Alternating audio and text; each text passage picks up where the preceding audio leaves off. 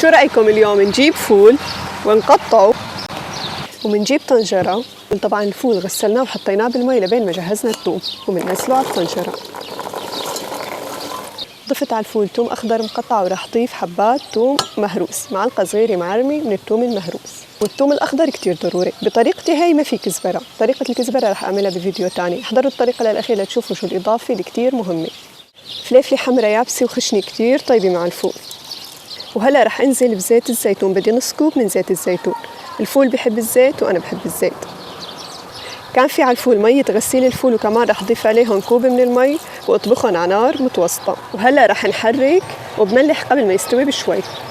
نغطيها ومنحطها على الغاز على نار وسط ومنخلها شو روحي. وبعد ما تستوي الطبخة رح نضيف عليها النعناع الفريش، وهي الإضافة اللي رح تاخدها لمستوى تاني. وريحة النعناع يا إلهي. اكتبوا لي شو بتسموا هي الزهرة. قبل ما تستوي بشوي حطيت الملح وحركتها وبس، ما عاد منحركها أبدا، وبنتركها لحتى تطلع قرقات الزيت. شوفوا كيف نشفت تماما. هلا رح نضيف النعناع الأخضر. بنصحكم تجربوها هيك، واللي بجربها يكتب لي رأيه فيها. بما أنه هلا موسم الفول الأخضر بدي تقترحوا علي أكلات للفول الأخضر. اكتبوا لي طريقتكم بهي الأكلة.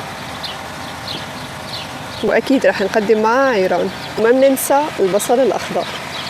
وهيك بيكون فيديو اليوم خلص. إذا حبيتوا الفيديو لا تنسوا تعملوا فولو وتحطوا لايك وتكتبوا لي رأيكم.